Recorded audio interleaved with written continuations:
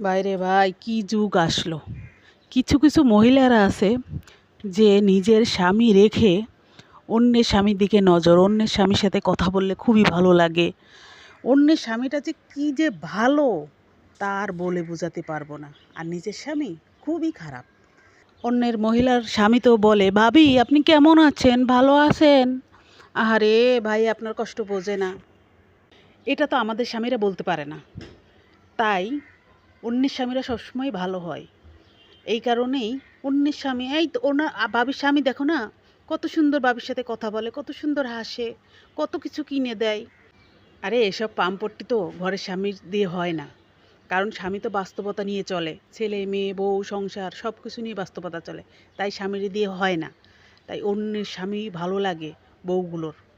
আর আমি বলছি ওই মহিলাদেরই, যার স্বামী রেখে অন্যের স্বামীকে খুবই পছন্দ হয়, ভালো লাগে, তারা এখন ভুলে যান, ভালো হয়ে যান। দেখবেন সংসারে সুখ ফিরে আসছে। আপনার স্বামীও অন্যের স্বামীর মতো কথা বলা শুরু করেছে। দেখবেন কত সুখ আর সুখ, শান্তি আর শান্তি। নিশ্চিন্তে ঘুমাতে পারবেন। অন্যের স্বামীর চিন্তা আর করা লাগবে না।